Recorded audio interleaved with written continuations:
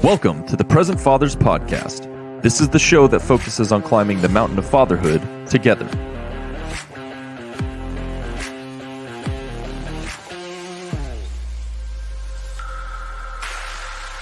Our mission is to help fathers be present by sharing valuable ideas and concepts that will equip men to be the best father possible. Being a good father is hard work, but it is so vitally important. We believe that dads matter, and that's why this podcast is for you. So gear up, dads, and get ready. It's time to start climbing.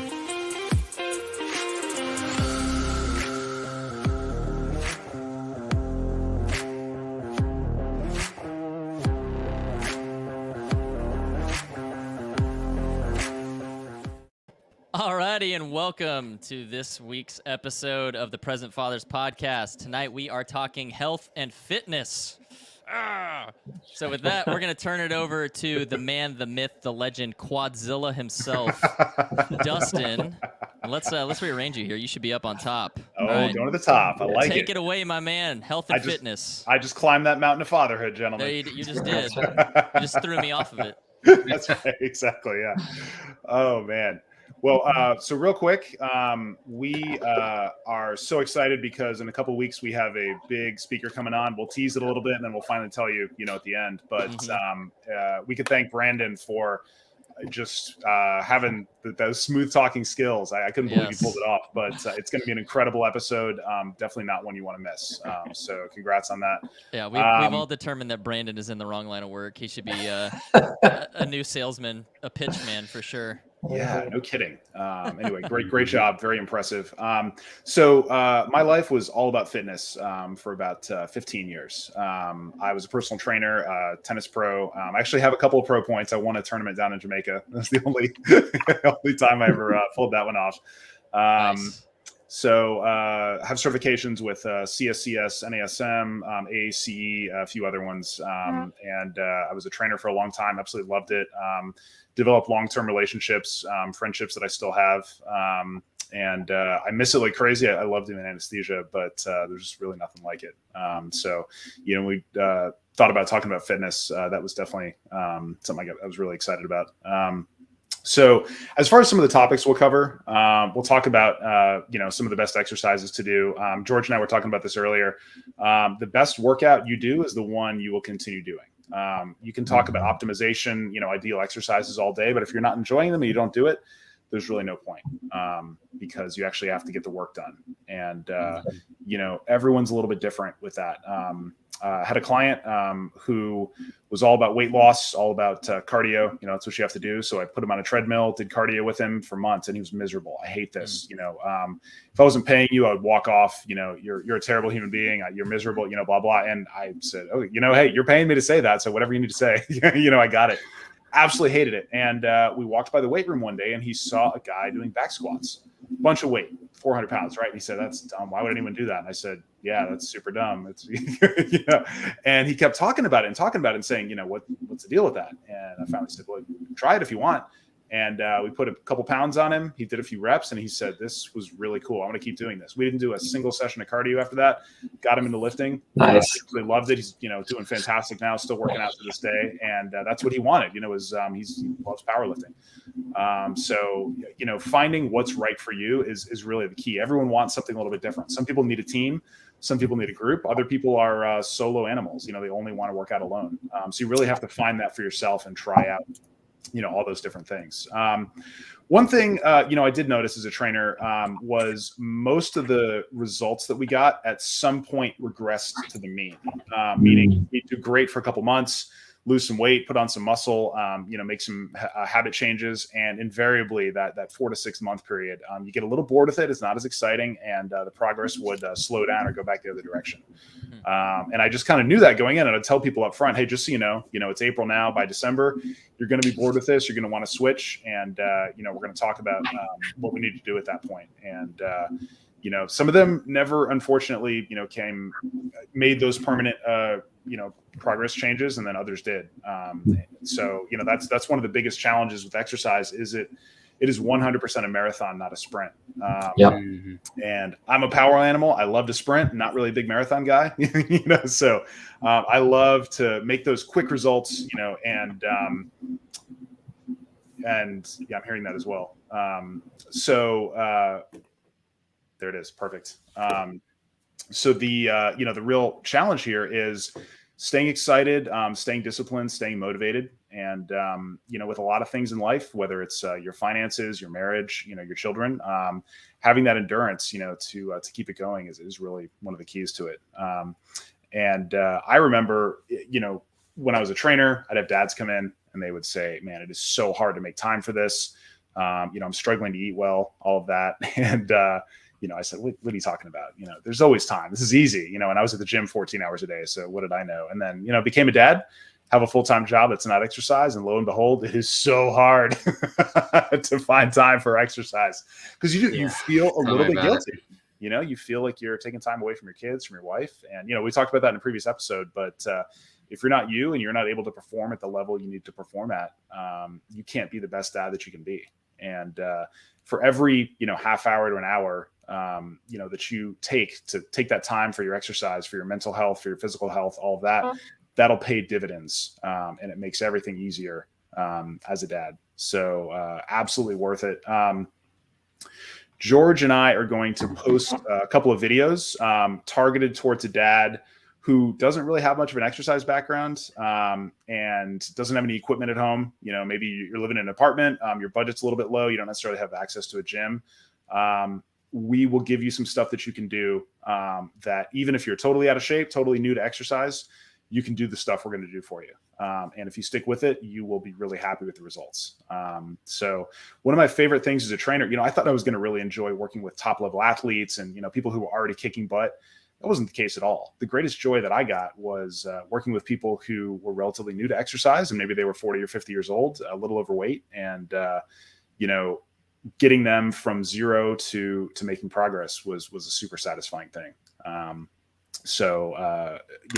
was a surprise for me as a trainer, was saying it wasn't the high level athletes at all. They were fun, don't get me wrong, but it was my newer people who just needed to get started, who were really, the most fun to work with. Like I said, George and I will make sure to have a couple of those videos set up for you. And if you have any specific questions, of course, this is not medical advice. If you have any medical conditions or anything you need to, make sure you consult your doctor before you start an exercise program. As far as just some dads talking, I'm more than happy to provide you guys some advice to maybe help, make some tweaks. That being said, I'm not a physical therapist. So, if you have a major injury, all I can do is show you how to work around it. I can't necessarily, fix it for you. We'll get that going. And I'm going to kind of send it to you guys. Justin, what's your favorite type of exercise? You a cardio guy? You a sports guy? You a weightlifting guy? What are your favorites? I'm balanced, man.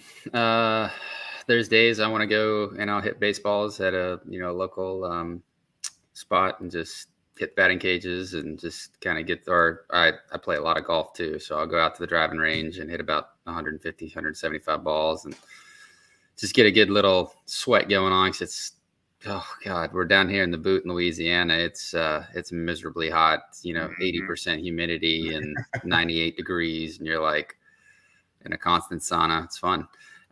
Move here, they said. Enjoy good food, they said. Yeah, get fat. That's about all it's good for. So, but no, it's about balance for me. I like activities. Like I'm big on sports.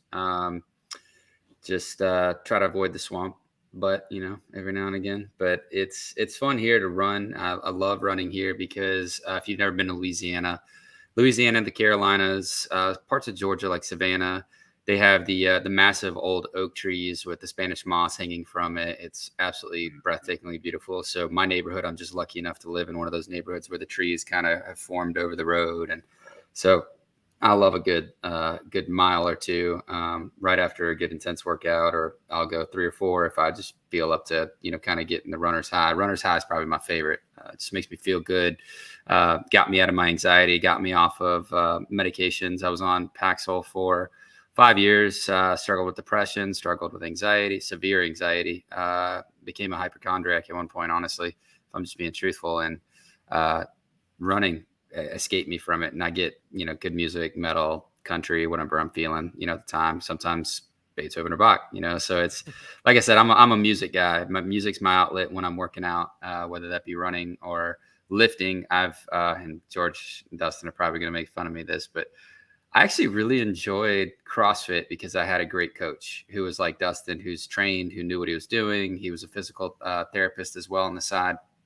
Or I'd say that's his main job. He was a trainer on the side, but he didn't push people. He didn't put them out of their comfort zone. So not a lot of people got hurt in our class. And just the people that were the people who were just trying to showboat, be idiots, and, typical CrossFit stuff where you snap a pec or do something like a quad muscle, tearing something there. So I really enjoyed lifting, powerlifting circuits, but being in a gym, honestly, the best shape I ever got in was, of all places, Planet Fitness, man.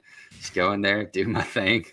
Nobody bothered me, a ton of equipment. And then I moved out of that. Now that I'm here in Lafayette, we have the largest gym in North America. Red Laurel, he was an Olympian, I believe. And I know he was Mr. Olympia for a while, but he's like in his 80s. He still works there. He's super nice guy, but it's massive. I want to say the facility is probably like 160,000 square foot, just in one specific area. Like it's ridiculous. They have indoor pool, outdoor pools. They have, you name it, they've got it. So I'm lucky enough and fortunate enough to live in an area like that. So awesome. Nice. So, yeah. We'll definitely get to it later, but I definitely want to circle back later in this episode about how exercise is a really good mental health thing as well. It's not just about your body, your physical body. Absolutely. Yeah. Sorry, Absolutely. just wanted to throw that in. Please, and we'll talk about it. Yeah. So, George, tell us about your workout routines. So this is another thing that I know you want to get to as well, is in what stage of life you're in and kind of what your goals, how your goals shift. So I played sports my whole life growing up, was highly competitive in Taekwondo. So most of my fitness was geared towards that, as a kid. I've obviously never been a very big guy. I'm a whopping 165 pounds, 5'9" right now. Hard gainer. I'm a hard gainer, absolutely. I think the biggest in my life, I barely broke 170 when I was deployed, and that's all I did was eat, work out, and fight. So Ectomorph. It was ectomorph. Yeah. Yep. So I've never obviously massive competitive powerlifting, Mr. Olympia type stuff was never in my future. I was heavily sports focused growing up. Became a wrestler midway through high school, and then I was active duty Army. So ironically, when a lot of people think about like the military, they just assume, oh, they must be so fit and so healthy and all this kind of stuff. Man, so I entered active duty just jacked because all I did was commercial roof. Before my orders to go active, I was a commercial roofer, and then I would go to the gym for like 2 hours every day. And when you're 23 and all you do is eat protein and essentially work out nonstop, I mean, I had like 3% body fat. It was, not really, but you know what I mean? Just totally cut. So I really liked lifting, not like powerlifting, but I guess you would technically call it bodybuilding. But I did still have a very functional focus on that, in my early 20s. Hit active duty, you got to run a lot. I hate running, probably because of the Army. I loathe running in my free time. There's virtually almost anything else I'd rather do. You're so good at it, though, man. Not really. Can I interject one thing real quick? I am a pretty good runner. I'm a good long distance runner, and especially for my size and strength. And George came to Mississippi to visit me. And this freaking nature, I'm running probably like 8.5, 9-minute miles for like 3 or 4 miles. And it was also 98 degrees. It was, yes, it was extremely hot. And I'm used to it. So I'm used to Mississippi weather. This guy goes out there, and by the time I get halfway up to our destination, he's already meeting me on the way back. I was like 23 though. I was getting ready. I don't care, dude. That is so fast. You were probably running like fitness I've ever been in my life. I was gonna say you were running at least a 6-minute mile, and for miles, not just one, like multiple miles. I was like, at one point, I was pretty decent at it. I hate it though. I just nothing about it is enjoyable to me. I do it because I have to pass my fitness test. But no, strength training's always been the thing that exercise wise excites me the most. It feels the best to me. I after a long run, I just feel like crap. But after a good like hard strength training workout, I'm like, yeah, I'm so big. Not really, but one can dream. So yeah, strength training has really been my thing for the last decade. Unfortunately, I got a lot of injuries and a lot of things that's racked up. So I found kind of alternate means of strength training, which we can kind of get into. But yeah, essentially I use resistance bands. I've been doing that now for 4+ years. So I've not really touched a weight in that long, and still look pretty close to when I looked at my peak in my early 20s. So it's working for me because it doesn't aggravate my injuries. And yeah. So that was a really long-winded way of saying I love strength training. I do like sports still. Like if we're gonna go play a pickup game of basketball or whatever, something like that, I'm all about it. But you kind of referenced it earlier, Dustin. I'm a little bit of the lone wolf because I can just knock it out real quick here behind me, and call it a day and get right back to my my job if I'm not traveling. So that's awesome. Yeah. All right, B, what do you got for us? So I was a previous marathon runner. I'm the opposite of George. I am absolutely addicted to running, but unfortunately, after Masochist. after a couple of years, it kind of takes its toll on your back and your neck and joints and stuff. And so that and bradycardia and taking in 4,000 calories a day and still losing weight uncontrollably, I just got to the point where I was like, this is more harmful than it's helpful. And my mindset has always been to do exercise for enjoyment and for longevity as far as life's concerned. So for me personally, now that I'm not running, I do a lot of walking. Like I'll do the 12-3-30 kind of treadmill routine, which for some of y'all that don't know, that's a 12% incline for 3 miles. It's something that keeps the heart rate to around 130, 140, but it's not too taxing on you. And I usually try to do that, 7,500 to 10,000 steps kind of target every day. And I'll listen to my audiobooks when I'm doing it. But other than that, I absolutely love strength training. I just have to, like George, I have to be careful with what and how I do it, just because I don't want to have injury. I've already had a shoulder injury before, so just have to be careful. But yeah, strength and running are for sure my favorites. Awesome. Yeah, sounds good.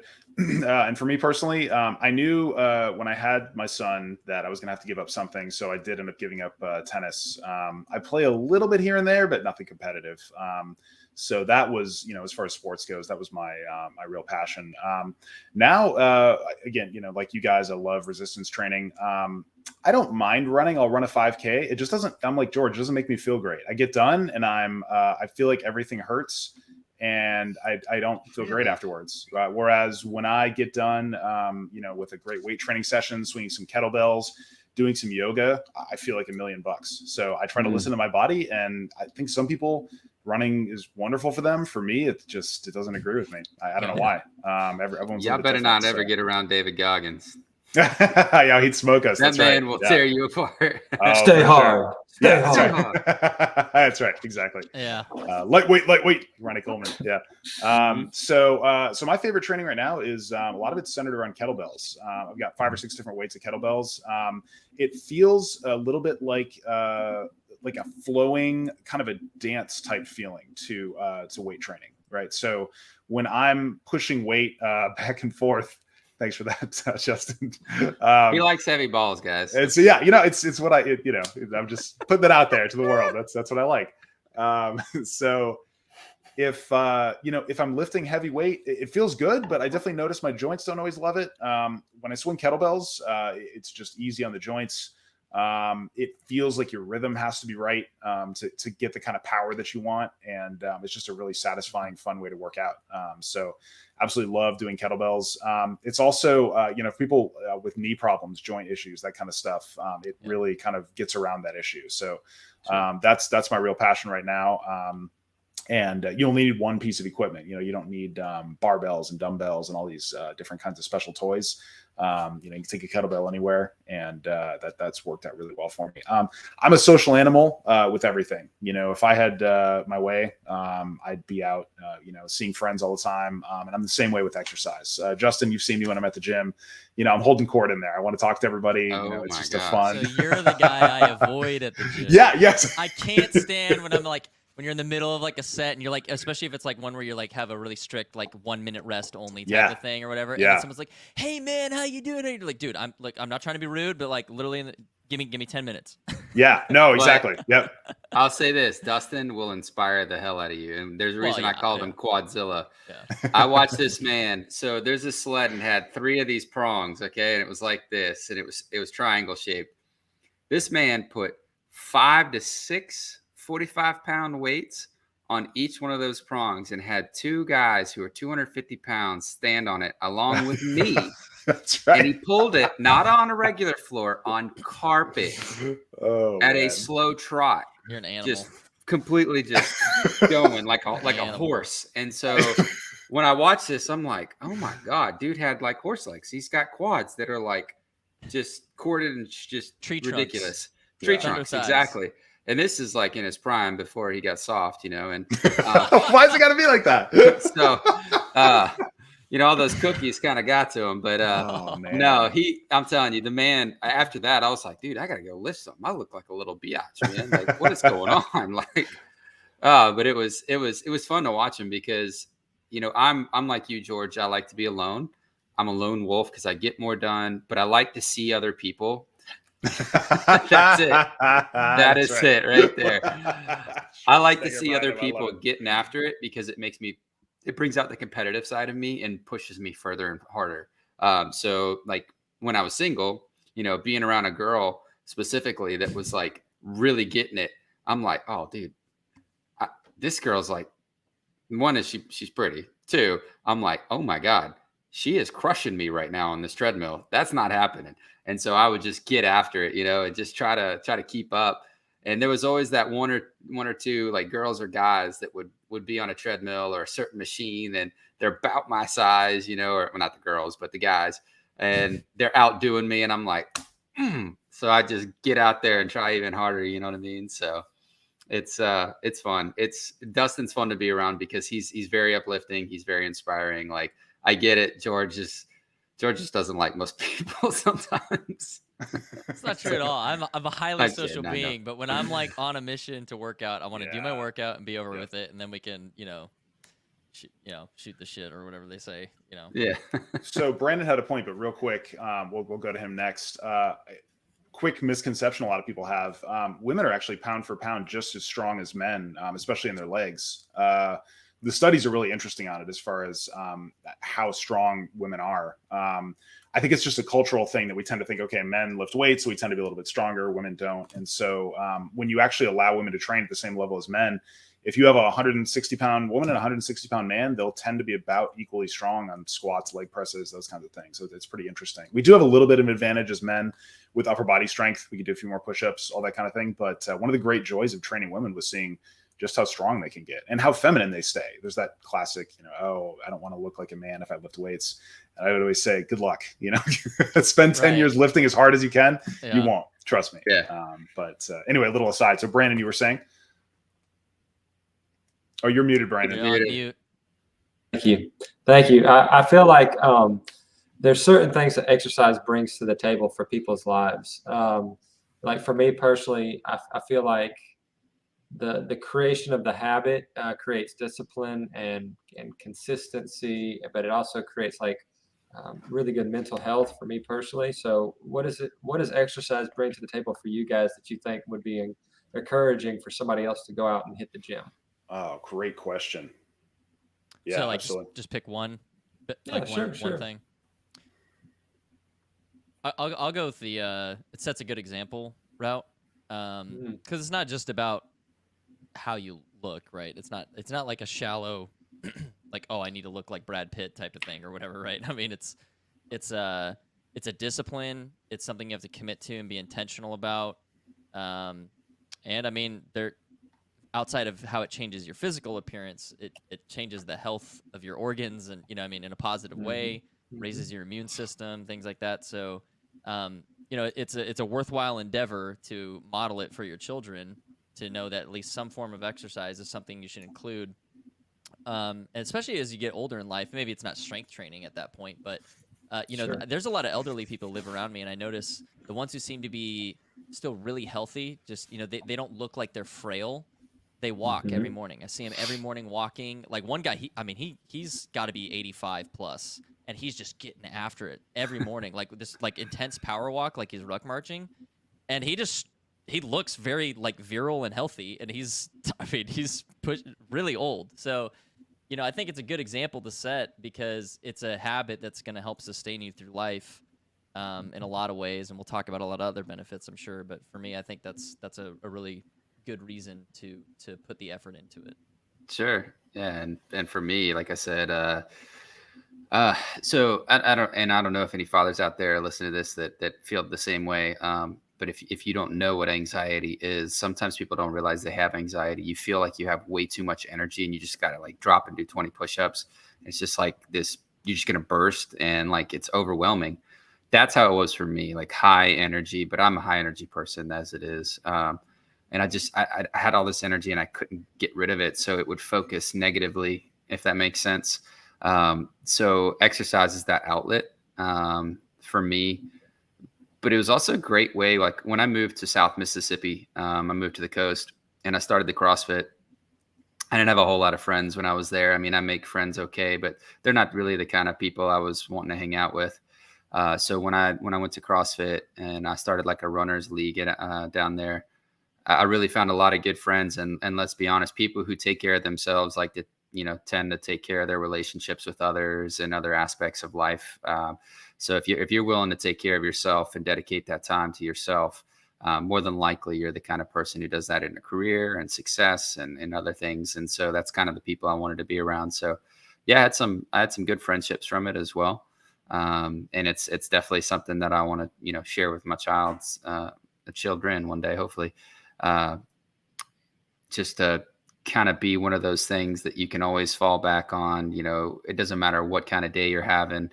If you're good, bad, happy, sad, there's always a workout or a run or something that can just counter that. And I don't know how to explain it any other way than that. Like, it literally is a cure all. You'll literally feel your stress melt away. And that's just, for me, that was the ultimate thing, just getting off of medication, being able to go natural and like just vitamins and just taking care of myself. And then honestly, when you watch yourself go from a heavier point, like I did in my life, when my twin brother was at Oxford, I got pretty heavy at one point, and I'm 6'3". I think my probably like 10% body fat's like 175 ish. I was 230. And I was probably like a really horrible BMI, and I was miserable. So one day I just woke up and this is why I said Planet Fitness. The best shape I ever got in was with my dad. My dad loves Planet Fitness because he travels constantly. And I'm telling you what, just the way you feel losing 30 pounds, it's so different when you look at yourself in the mirror one day and then you realize you've lost that weight.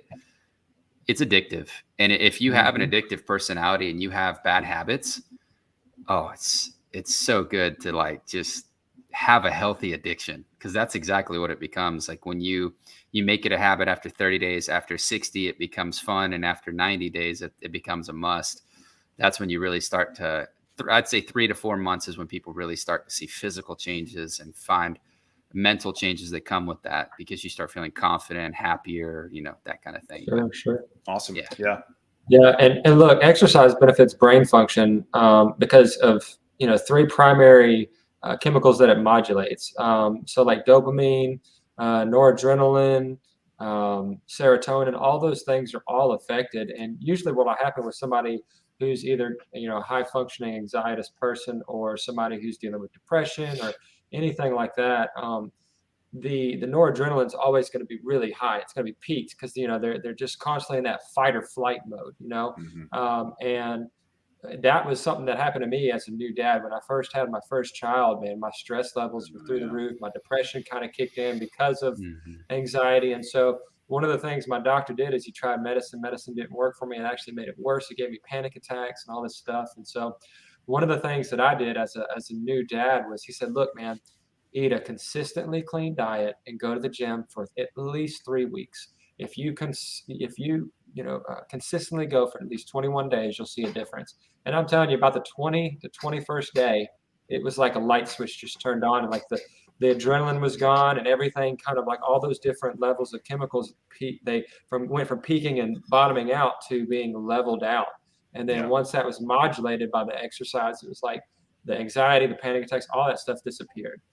So there's a definite huge benefit of exercise to your mental health, but to the modulation of your body's chemicals that affect your mood. So it's really important for sure. And so one of the consistent themes we'll talk about during this show is it's all what works best for you. So I tried so hard to meditate. I tried to sit there. I tried to quiet my mind. And when someone says, don't think about pink elephants, all I can think about is pink elephants. Yeah. Right. And so I can't do it. I spent a year trying to learn how to meditate, and it was a complete, utter failure. What I can do, though, and this is interesting, is while I'm practicing yoga, and the more intense, the better. I love hot yoga. I like a nice hot room. I can quiet my mind while I'm exercising. And so for me, meditation can only occur while I'm being active. And again, that's just me. A lot of people, I think, are very able to, to just sit and take a moment and quiet their mind. And exactly. That's awesome. And and maybe it's attention deficit, maybe it's just, how my brain works. But for me, I have to be active in order to shut out thoughts that I don't want to have and to quiet my mind. And I think one of the key elements to being a happy father, and one of the most important things you can pass on to your children, is the ability to quiet negative thoughts, right? Mm-hmm. Because I think most Americans are walking around with a constant stream of negative, critical thoughts. And we think that's okay. We think it's normal because you're a weirdo or a nerd or a loser if you have positive self-talk. I mean, how many people wake up in the morning and say, I'm going to have a great morning. Yeah. I'm awesome. I'm going to go make the devil run away because he should be afraid, whatever, and most people don't do that because it sounds hokey. Right. Yep. And as I feel like those progressive commercials where you turn into your parents, but as I get older and become a dad, I realize a lot of those quote unquote hokey ideas that we, think of as corny and silly are not silly at all. If you have the ability to engage in positive self-talk, you will last longer while you exercise. You'll be able to meditate more easily. It is a critical function that we as men need to do. And for some reason, our culture has really told us that that's bad, that's silly or immature, and it's not at all. It is absolutely essential for your mental health, exercising or not, to be positive. And one of my favorite stations, it's on Spotify. It's called Fearless Motivation Radio. I think I sent it to you guys a couple of years ago. It's intense, powerful music overlaid with speeches of people saying, you can do this essentially. And that's cool. Doesn't matter. I mean, your dog could have just died that morning, and you are going to find it changes your mood, man. It's it's powerful. Like Justin was talking about, music is an incredible motivator, and combining powerful music with powerful exercise, that's better than any kind of medication. Yeah, exactly. It's slaying the beast. I mean, it's the epic, that feeling. Yeah, exactly. I was just going to add on that I learned that self-talk concept through sports. My grandpa, I think I was 8 or 9, I can't remember. And I had won state, and I was going to go to the Junior Olympics for Taekwondo. And he was like, I want you to wake up every day and say to yourself 100 times, you're going to win. And at first I was like, this is stupid. And he's like, you're going to do it. And I was like, okay, yes, Grandpa, and I mean, my entire mindset, even as a young boy, 8 or 9 years old, it was not of fear or anxiety as I walked into, there were some jitters, of course, like that's your physical response to you walk into this massive place and there's thousands of people and you're about to start kicking each other in the face. But I wasn't, I was confident that I had trained my hardest, that, like and it wasn't necessarily because I had actually done all the hours of training or anything. It was because from before I even started all the training up to the actual Junior Olympics, my mind was essentially made up that I was going to do my best. And by just constantly repeating it, even as an idiot child, it was resolute in the fact that, my opponent was going to have to physically beat me.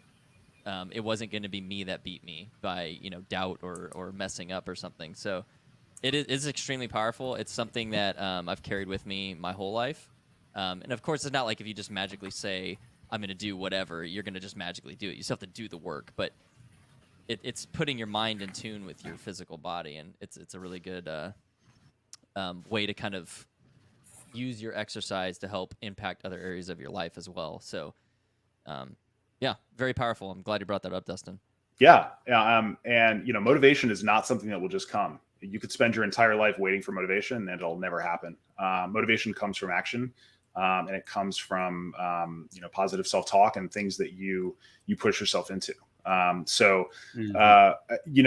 If we wanted to gear this idea of exercise towards, again, let's talk about a newer dad who's got a younger kid, wasn't particularly active to begin with, and then had a child and just became totally inactive, right? So, if we're talking to that guy, one of the most important concepts that I learned, I guess a couple of years ago, I don't remember who popularized it, but the term is called exercise snacking, essentially, right? So if you do a total of 2 hours of exercise in a week, right? If you spend 2 hours on Sunday working your butt off and just tearing it up and doing a great workout, and then you do nothing for the rest of the week, do you think that's better? Or do you think it's better to do 20 minutes a day or whatever works out to 2 hours? Which one do you think would be better? The more consistent, smaller, because I think it's the more frequent, even although it's small, the more frequent kind of response your body has to have to the exercise would make a bigger change over time, I think. You're exactly right. Yep. And so the idea with exercise snacking is for whatever reason, it's probably my fault as a personal trainer, for telling you, hey, you got to get your sessions in, you got to do an hour workout, that's not true at all. If you get even as little as 5 to 10 minutes of exercise in where you're elevating your heart rate significantly, the cardiovascular benefits are unbelievable, compared to most Americans don't really elevate their heart rate at all, throughout most days. If that's you, take this as an opportunity to not do that anymore. Get your heart rate up, take the stairs. That's one of the main things when I'm at work. I found a secret exercise stairwell that's 6 flights up. I ran to the top of it a few months ago, and I saw scrap sheets of paper that had a bunch of different names on there. There were water bottles back there. I guess the night shift nurses or something were all running up and down the stairs, and I got really excited. So I started putting hash marks on there.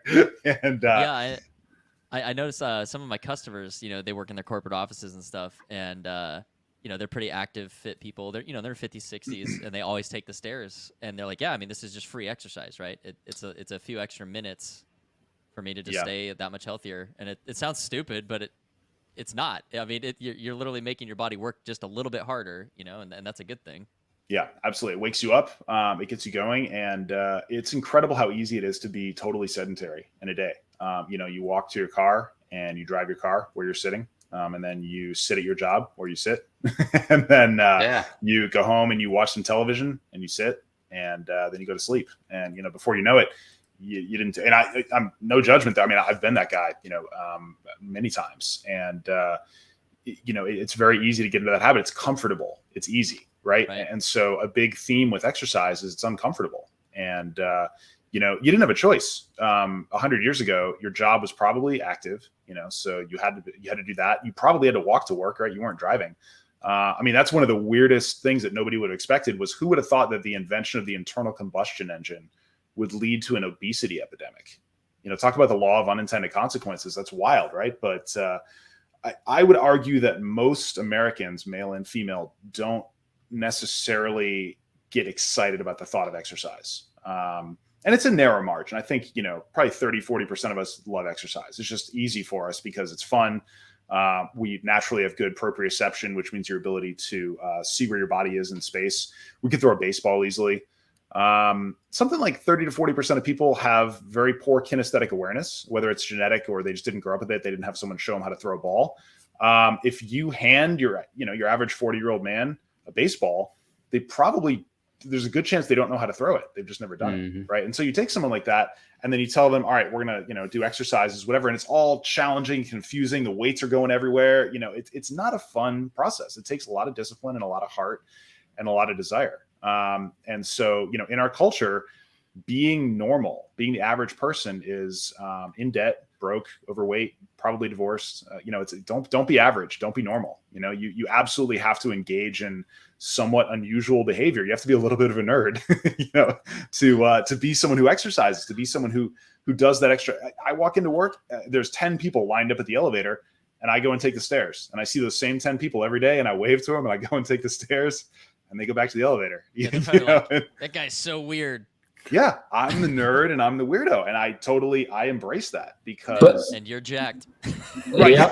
That's the difference. Yeah. And so whenever I think, this would just be easier to do what everyone else does, do the normal thing, I have to remember that normal is probably not, at least for me, a happy person. You have to be a little bit unusual in your behavior and your intentions to get where you want. But so to get back to that concept of exercise snacking, for someone who's intimidated by the idea of going to the gym, getting that long workout in, doing exercises they don't know how to do anyways, obnoxious personal trainer with a big smile on his face and ting, nice teeth. Like, who wants to talk to that guy? He's the worst, right? So you don't have to do that. You can absolutely engage in 5 or 10 very basic body weight exercises, and you can 100% be very fit. Herschel Walker, right, never touched a weight, and he was one of the fittest people on the planet, or still is. And so 10, 15, 20 minutes a day of mild exercise will get you so much further than staring into the void of, an hour and a half of, I have to go run a marathon now, and kudos to people who love to run marathons. I personally think if you're above 6 feet tall and you're over 200 pounds, marathon running is probably not for you. If you look at the build on most marathon runners, they're young, they're, 20, 25 years old. They are light, they're short. And that's the kind of build that, makes a great runner. As far as running a mile, 3 miles, 5 miles, I think that's great for everybody. But getting those real long distances out there, I don't love it, man. I mean, I'd much rather go lift some weights. So that's your basic. That's your start where you're just getting active, getting moving, make it happen. As far as getting motivated to do it, there's no secret formula, special sauce to it. If this is your wake-up call where you say, wow, I've been pretty sedentary, I've gained maybe 5 or 10 pounds this year. Looking at myself right now, I've definitely gained some weight this year. Let this be my wake-up call to myself to get more active and fix that food intake. So Brandon, you talked about the mental benefits to exercise. I'm going to real quickly go over the sleep benefits to exercise as well. I read a book by Dr. Matthew Walker. He's the head of the Sleep Institute at Harvard. It's called Why We Sleep. Came out last year, and it's been super, super influential. It's really interesting. He talks a lot about our understanding of sleep and why in America we don't respect it enough. Our consciousness weaves together periods where we are not conscious, right? So if you introspect and just think, okay, what did I do today? You'll tie together different periods, and your mind kind of makes you think you're conscious the entire time. You found it. That's the one. Yep. Yeah. Really, really awesome book. We could talk about it in more depth later. I'm just going to briefly go over a couple of key concepts as they relate to exercise. But basically, if you do not sleep well, your brain will not necessarily tell you that you're not sleeping well. So the best example that he gave that was very stark was don't drink and drive. Not a good idea. But if you had the choice between sleeping for 2 hours the previous night or drinking and driving, you should 100% get wasted and get to sleep. As crazy as that sounds, it's much, much safer to be very drunk than it is to be super short on sleep, because your body engages in something called micro sleeping when you haven't slept enough. When you don't get enough REM sleep, your body's going to find a way to get that sleep. It's called droning. So we called it in the military. Droning. Yep, exactly. And so if you're in a car, I've been asleep standing up numerous times.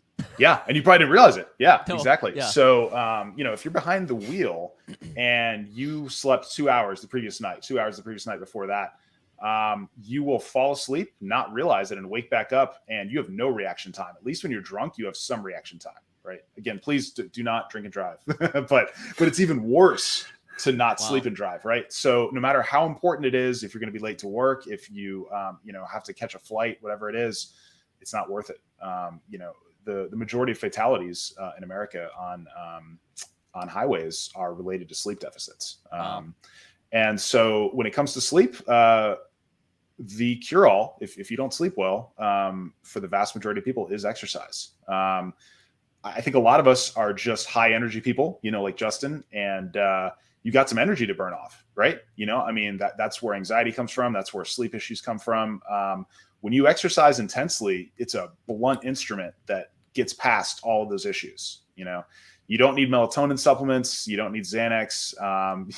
You need iron. You'll need to pump the iron. Yeah. And that's 100%, fixes sleep for a lot of people. It's not everybody. Obviously, there are just anecdotal evidence. My wife will tell me all the time, oh, man, I really don't want to work out today, but I need to because I want to sleep tonight. She's found that's like her number one thing is if she just gets a workout in, no matter how small it is, she just sleeps better straight up. She's a really light sleeper. You could slap me in the face and I'm probably gonna barely wake up. But for her, it's it's made a huge difference for her. So there's at least one use case. Yeah, absolutely. Yeah. And I deal with really rough sleep as well. And what I do is I have an actual Apple Watch and then I have an app that I use to track everything, and it's called Auto Sleep. And what it does is it tracks my REM, it tracks my breathing, respiration rates, all that stuff, right? And so I've been tracking that since I had COVID in 2020. And I can tell you, I stopped eating 2.5 to 3 hours before I go to sleep. I have to either take a walk or do some kind of exercise before, because if I don't and I'm stressed, that fight or flight response and that adrenaline being raised up, I'm already a light sleeper. If that stuff's still there, man, I'll sleep like garbage. I'll probably have maybe an hour and a half of REM sleep tops. And on nights where I'm doing good, it's 3 to 4. And, like you were saying, the micro napping, I've done that on the road with a big F550 truck driving in college. Fell asleep and the little rivets in the street, saved my life. Oh, those rumble strips are there for a reason. Yeah, absolutely. Yeah. Yep. And so I pulled over, I called in. I was like, look, guys, I'm done. I got to go home and go to sleep. I'm running on fumes. And so one of the things besides my diet, I've been seeing how my diet and how exercise affects my sleep by tracking it on my watch. So a pro tip, track it with Auto Sleep app on your iPhone or your Samsung and your smartwatch. And, that's something that'll help you kind of gauge where you're at. And then you can adjust and kind of test things out to see, where and how things work. But yeah, that's one of the things I do for sure. Yeah. If you don't track it, you can't measure it. You don't know what's going on. So that's absolutely right. And I'm a big data guy. I love, all that stuff. We need to get a sponsorship from Apple. We need one from Planet Fitness. Who else have we mentioned today? We are happy to take your sponsorship money. Please bring it to us. Yeah.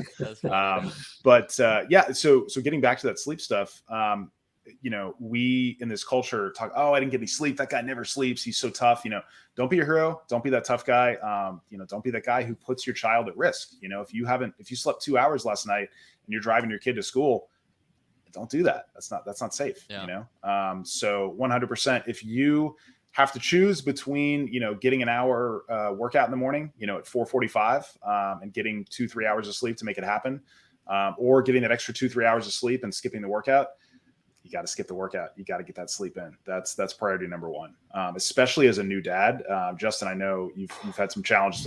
It's brutal, right? Yeah. The sleep gets interrupted. And it's a part of, having a young child, and good for you for taking some of that on. I think that's 100% part of your job as a dad to, shoulder some of that burden for your wife. That should 100% not be something. It's rough, man. Cause like I said, I've got a multitude of things going on besides my career. You guys know, but I'm beat down right now, man. I take the night shift since my wife's a physician. She needs to, be able to pay attention to kids' mouths and all the stuff that she deals with on a daily basis. So I try to let her get sleep. But man, my son lately, he is, I don't know. He wakes up and like just makes noise at like 2 a.m. and I am the lightest sleeper. Like George says he could sleep through a hurricane. I'm the guy that I hear a mouse step on something and I'm up, so it's a little harder for me to get, full sleep. And I've noticed throughout my life, when I went through my divorce and the stress and some of the things I was going through, I found myself sleeping a lot because I think my body required it. And when you're depressed, you want to sleep. And I think that's just because your body is trying to tell you, hey, like you've got a lot going on. This is the way that you can kind of take a break, so to speak. Because your body sometimes just won't let you shut down. Your mind won't. And that was the only way I could, like you said, Dustin, only way to quiet my mind until I figured out that I had other avenues of quieting it. What I used to do, and something anybody that's listening can use. I had a therapist actually tell me this. Grab some earplugs, put the earplugs in, go to the quietest room you can find and listen to your heartbeat. Because they said that your cadence, your heartbeat, supposedly something about it mentally and psychologically is supposed to reassure you and yet calm every other part of you because it's linked to every part of you, if that makes sense. I don't know. The way that he described it was pretty fascinating, but it works. Cause I was like, Dustin, I'm like, black monkeys, purple oranges, like my brain just goes 50,000 places and I don't know how to shut it off. And actually Dustin used to get me to come to the yoga classes. And I'll say this, some of the best gains I ever got in my life I would do yoga right after. And it really helped. I got great sleep after that too. So maybe that's the key, maybe Dustin's onto something with the yoga. Oh, I don't know about hot yoga. It's hot enough down here, man. It's a joint thing for me. So when I go and do cold yoga, just normal, I will often be kind of creaky, a little bit sore afterwards. Doesn't always feel that great. Do some hot yoga, you're so warmed up, you just feel amazing.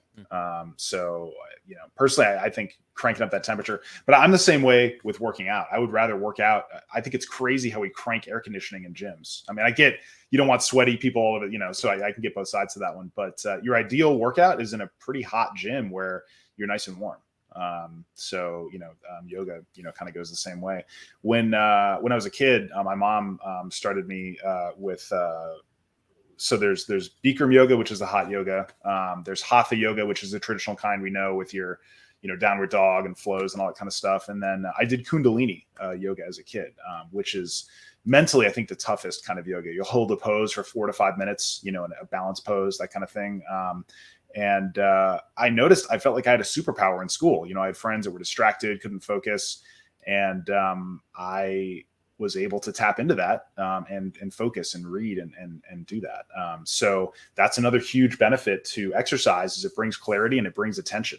I firmly believe that if you as a father are able to teach your child to have an attention span, they will have a superpower in this new era of TikTok and Snapchat and Instagram and Facebook Reels. I firmly believe that research will show that too much exposure to short form video, an hour, 20 minutes, whatever, is probably not a big deal. But, if you're consistently spending 3-4 hours a day watching short form video looping over and over and over, it absolutely it destroys your attention span because nothing else can hit your dopamine centers like that. Reading a book is going to be super boring because you don't have, cute kittens popping out at you every 5 seconds and something new and exciting. And so taking that time to exercise and to quiet your mind and let go of all of these things is 100% something that we need to be teaching our children because otherwise they're not going to be able to focus. They're going to struggle. They're going to be unhappy at their jobs, because it just doesn't have the intensity. So yeah, go ahead, Brandon. Yeah. Plus it's a good coping mechanism for them when they're stressed or they have issues there. And so But going back, two things real quick. Going back to the stairs, I think that's just creating efficiencies in the allotted time that you have, especially as a busy dad. Taking the stairs, like when I'm at work and I'm not having to type away because I have a job like you said where I'm very sedentary. I'll push out goals. So like I'll say, one day I'll do wall sits and a couple squats. Like I'll do 50 squats. And so I just space it out throughout the entire day. I don't even have to do it all at once. I just do 10 here, 10 there. And it's not a huge thing, but it's keeping me conditioned and keeping Yeah. muscle atrophy from kicking in. And then on another day, I'll go and do like 100, 150 push-ups throughout the day. And again, no gym, no membership fees, no expensive equipment. It's just pushing out whatever you can get in when you can get it in. And so that's great. But going back to the children thing, my kids are playing soccer now. They just started a couple weeks ago. In fact, it's my daughter Bayla's first year, and so I think one of the things about the exercise that's involved in that is she's understanding that she has to consistently push herself out of her comfort zone to hustle in the game and to be competitive. And not just that, but she's learning that competitiveness is like it's a factor of life, and especially in sports. And so like it's kind of thrown her, she's kind of scared. She's jumpy when they're like coming at her aggressively, but it's like, hey, life's going to do that to you too. And so, this is good. This is going to teach you to be good under pressure. It's going to teach you to, like Justin was saying, channel your energy and your habitual stuff into good, healthy things. And so, yeah. And look, there's a great book for this. James Clear wrote a book called Atomic Habits. And if you haven't read it, it's an incredible read. But yeah, it'll definitely help with, modeling yourself for your children, but for, creating habits in your children as well. So, Yep.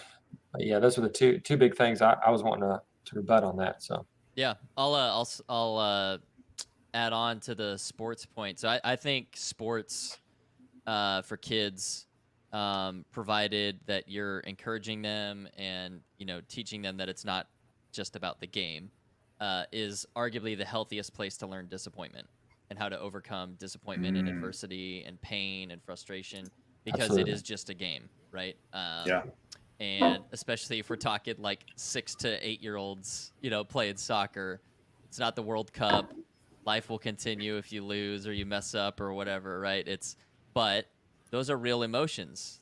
And it's like for my daughter, she's like Brandon, she's like your son, who's just really like emotions are really strong for her. And soccer has been something where, man, they hit her hard, and I'm like, look, honey, you need to identify that. You got to work through it. Like the game is still going, your team still needs you to keep trying, and it's better for her to deal with that on a grass field that doesn't matter than when she's 25 in a relationship struggling. Or what I mean, if you've never learned that skill till you're an adult, probably not very good. So I think that's a huge benefit of you could be the worst player on the team, but you're going to have to deal with some of these concepts and skills, quite frankly, that you're going to have to use in life at some point. And why not learn them in a controlled, relatively safe environment? And as a parent, I tell this to my daughter a lot. Of course I want her to do well and all that kind of stuff, but afterwards I'm like, look, you could be the worst player on the field, I don't care, but you can be respectful. You can work hard, and things like that. You can listen to your coach. You can cheer on your teammates. That has nothing to do with how good or bad you play. Those are things that you can always do. And so, yeah, I think that's a beautiful thing about it. So yes, it's exercise. It's teaching kids to move and to deal with that. But there's a huge, life skill set that they're going to gain from it. So that's why I'm a huge fan of kids sports. And then I wanted to, when we were talking earlier about staying active and why it's important for you as you age and everything. For me, I've found that with my back injuries and shoulder injuries and stuff like that, if I take just a couple days off from working out because I'm tired or I'm traveling a lot or whatever, they start to nag real quick. My back starts hurting again.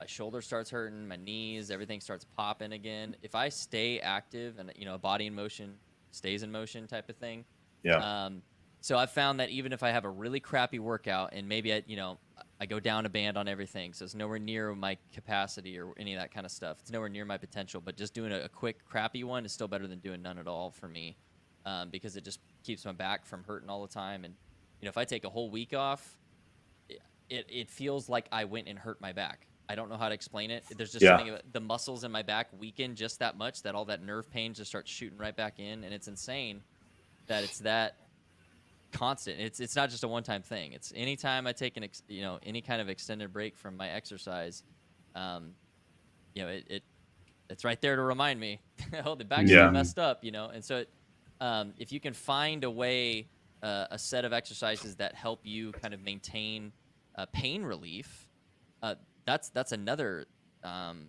reason to stick with it. I think maybe a lot of people who are medicated for pain in this country probably don't really have an injury, and it's probably a side effect of being sedentary, like you were talking about, Dustin. I don't know. I'm not a doctor, but based off my own experience, and I just start to feel worse when I haven't done something, physically. It's not just the pain aspect. It's exact crummy, Yeah, exact same for me. If I don't do back extensions a couple times a week, my lower back will start. I'm 6'4", I'm a big dude, and if I don't keep that erector spinae strong, I will 100% struggle and have pain. As a dad, as an American, it is 100% patriotic to exercise, to stay fit, to be there for your children, right? So number one rule of exercise: don't do something where you're going to get yourself hurt. If you erector spinae is your lower back muscle. I apologize. Stronger erector what? Stronger erector what? Erector spinae. It's your lower back muscles, Justin. You sure? 100%. Yep. Your very erector muscle. For your hairs. Exactly. That's right. There you go. So it is 100%. I firmly believe your duty as a dad, as an American, to do your best to be active, to keep yourself healthy, to stay away from injuries. What is our labor participation rate right now? 50, 60%. It's not very high, right? And a large part of that. Let's Google it. Look it up. Labor force participation rate. We talk about low unemployment, but that doesn't take into account all the people who aren't looking for jobs and have no interest in it because they're disabled. And there are many people that are disabled and, they were shot in a war. They have a disease. It's 100%, not speaking to that, but I believe that there are men, fathers, in this country, who, look at this, so this plummeting. Is according, I don't know how accurate this is. This is according to usafacts.org. Wow. Yeah. It was, so when was this published? This was published December 16th, 2020. So it's a little old, but maybe 2020 isn't the greatest year to. Anyway. And so, you were off with, you guessed about 60%. That's crazy. Cause when the pandemic hit, that's when I really got after it. Cause I was doing nothing. Oh, no. This is over years. Sorry. This is 95 right here. 2000. Yeah. 2005. So man, the 90s were good. 2015. That's right. November 2015, 62.5%. Wow. Yeah.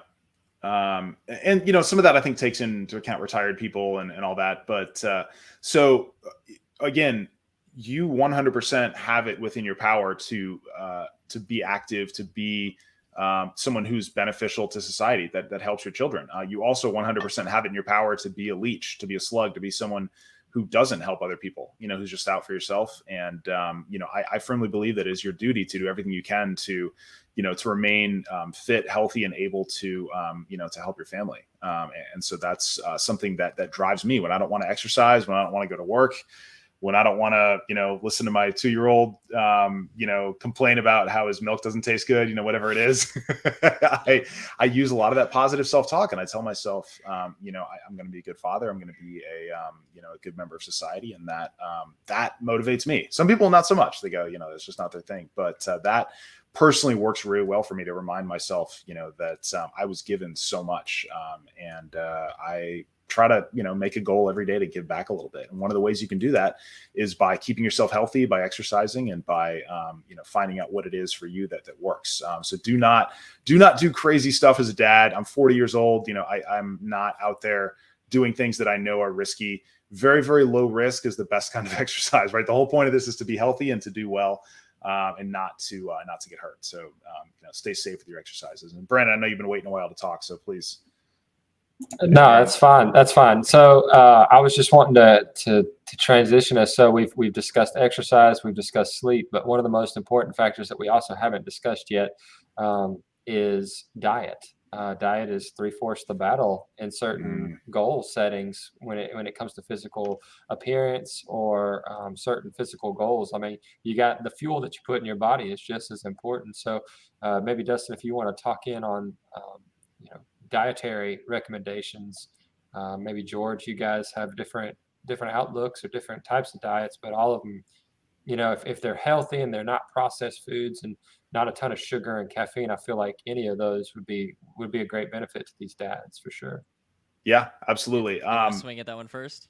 I'll take a swing at it. Yeah, Okay. absolutely. The newest research is the complete opposite of we were taught eat 6-7 small meals a day, mostly bread. I mean, if you look at the food pyramid, that's a recipe for obesity. If you eat, I think it asks for 13 servings of grain a day. I can't imagine eating 13 slices of bread. It's insane. It's not a good system. So there have been a lot of important changes that have been made. But a book that I found very influential that was written last year is called Why We Age and Why We Don't Have to. It's the head of the Gerontology Institute. I think that one's at Harvard as well, just like Matthew Walker's. Dr. David Sinclair wrote the book. Really, really interesting. Talks about how the most important thing you can do to slow down the aging process is to eat less often, which was very surprising to me. A little bit of hunger is okay. Again, and you'll still, if you talk to most nutritionists, they're going to say, if you're ever hungry, that's a disaster. You have to make sure you're never hungry because that, curbs cravings. And I understand the science behind that because I know for me, when I get really hungry, I do overeat sometimes. I do struggle with that. When I'm starving, I'll eat, twice as much as I should have. So, or drink your kid's milk. I was wondering when you said your kid's milk, I was like, milk. Yeah, exactly. You drank it all with the cookies. Like, exactly. Yeah, I was too busy for sure. The challenge is talking about your ideal world versus what actually works for most people. In an ideal world, I think, for most people, eating once or twice a day is probably best, for the long-term health. What works for most people when you're dealing with temptation and constantly having, rich, foods available is probably to eat a little more often than that, to stave off those hunger cravings. But, I think an important thing that many people don't realize is that it's okay to be hungry. Hunger pain is not a real thing, right? It's just your body. It's a sensation where your body tells you that your stomach is empty. It's not an emergency. It's not a reason to panic and, immediately go get a snack. It's okay to be hungry. And, there are fascinating studies about how fasting is wonderful for your body. As far as cancer prevention, as far as reducing your aging, all of these things relate to eating less often. So that would be kind of one of the most surprising things that I learned, because I never gave that advice as a trainer. I always told people, eat 6 small meals a day, get X amount of protein, all that kind of stuff, because that's what I was taught. That's the standard dogma behind nutrition. And there's a lot of really interesting research coming out that that's just not the case. So George, I'll kick it to you if you have some interesting ideas. Yeah. So, for most of my life, like we talked about, I'm a hard gainer or whatever. So it's not like I necessarily needed to work super hard in terms of weight gain, but in terms of how I felt, that goes back to what Brandon was saying. It's the fuel you're putting into your body, right? So if you eat a bunch of garbage, you're going to feel like garbage. That's just straight up. So the first thing I'd like to say through all my, granted it's self-research. I am not, some biologist or anything like that who's done actual science to go into all these, but looking into, just what I've learned through my own personal journey, the average American, the number one thing they need to get rid of in their diet is sugar. Sugar is poison. It turns to fat. It slows you down. It numbs your brain. It wears out your adrenals. Causes cancer, it's everywhere in our diets too. Mm-hmm. Go grab something out of the store that you typically eat, look at the sugar content, you're probably going to be shocked at how much is in it. and that is where, and like things like high fructose corn syrup and stuff like that is still sugar. They could say it's not. It is. It does the exact same thing to your body. It's actually worse for your body. Is what a lot of research is suggesting. But if you're snacking on stuff like that all day long, you're basically eating candy. Overdoing fruits. If you're very sedentary and you're eating like 6 servings of fruit in a day, it's still sugar. Like your body processes it the same way. That's too much, So look at that and just try it. That's usually people, they drink tons of pop, soda, whatever you call it, right? A lot of sugary drinks. That's like step one. People are like, you cut that out and just drink nothing but water, you probably lose 5 to 10 pounds in a couple weeks, just straight up, because it's just that bad for you. So that's usually step one. Like, I'm not a coach or anything, but when people want some of my advice, that's number one. I ask about like how much sugar's in their diet, and that's typically one of the first things. Watch veggies. A lot of veggies have a lot of sugar in it, surprisingly. So you got to be a little bit intentional. But I found for me, if I just don't buy them at the store, then I know that everything at home is generally okay for me to wolf down. So the next thing I talk about, so, I used to just do kind of what you call SAD, the standard American diet. Kind of ate just what, what grandma used to cook and all that kind of stuff. I stayed highly active, so it never really, impacted me too much. But when I really started, I think in my late 20s, really started getting really serious about, I had some significant injuries at that point, a lot of back pain, a lot of joint pain. Like, okay, I need to do what I can to control this. I want to keep my blood pressure good and all that kind of stuff. I started looking into intermittent fasting. So I basically stayed on a relatively standard American diet, just a lot of protein, minimize my sugar, all that kind of stuff, minimize my carbs, and did intermittent fasting for several years. Honestly, the first couple weeks are the only hard time getting used to like that morning hunger. What I did is I would eat from noon to 8 p.m. at night. So that was like my eating window. Then that way, most of my hours that I'm not eating, I'm asleep for overnight. And then basically you just skip breakfast. Eat lunch again at noon. I'd eat a really big lunch. And I'm trying to gain muscle and stuff, so I'd eat a huge dinner too. But if you're having different goals than me, you could adapt that. Really didn't find it that hard to do. And there's a lot of tricks you can drink, like carbonated water. Like salt, like Perrier. Those types of things that have no nutrients in it. Basically, it's just water, but the bubbles kind of help make you feel full. Anyway, there's a lot of benefits. I'm not gonna like go way off into the weeds, but intermittent fasting I found to be very effective for me, physically and mentally. I even experimented with the carnivore diet because I'd seen a lot of buzz on it, and I was like, well, let's just put it to the test. I think I was sharing with you guys way before we ever had this podcast. Mm-hmm. And I'm a pretty thin guy. I don't have a whole lot of body fat to begin with, and just doing carnivore for just a couple months, I mean, I was way shredded. I mean, what little fat I had just melted right off me. I mean, you could see all the muscles like around your ribs, and my abs were just like super prominent. So very hard to do if you travel. It's borderline impossible. So it's not realistic for me to stick with it. It was kind of fun to do. My meal every day for lunch was like 4 pounds of steak. This is pretty awesome. And so a little tidbit on that. We went to a steakhouse. I took my wife to a steakhouse, and I ordered a ribeye and a New York strip for myself. And the waitress was like, "Are you sure you?" Because I'm a small guy. I'm not big, right? She was like, "That's just for you." And I was like, "Yeah, you can just put it on the same plate." And she was like, "Are you sure?" I was like, "Do you want me to bring them separate?" I was like, "No, put it on the same plate. Bring it at the same time. You can put the veggies on my wife's plate." And she was like, "What?" And so they brought the food. And she walked away, and waitresses and waiters will typically do their first check-in. Hey, how is it? How are things? Can I get you anything? I had already wolfed down the ribeye. It was already gone. 16 ounces just gone like that. And she was like, just absolutely shocked. And I was like, I told you I'd eat all this. So I was like, I wasn't kidding. So it's kind of fun. You just load up on meat, but it's honestly, unless you have a medical condition, or you need to drop a lot of weight, carnivore is extremely difficult to stick to because unless you can really control your diet, it's very hard to do on the move.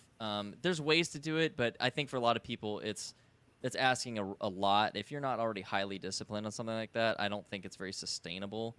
And yeah, Justin, let me I'll kick it over to you in 1 second. So I think a lot of people do keto as well. I know there's a lot of unsettled science, so to speak, and there's not tons of research spanning decades yet on that. But I know people in my life who hey George, look, I got to lose a lot of weight. I need to get fit again. What can I do?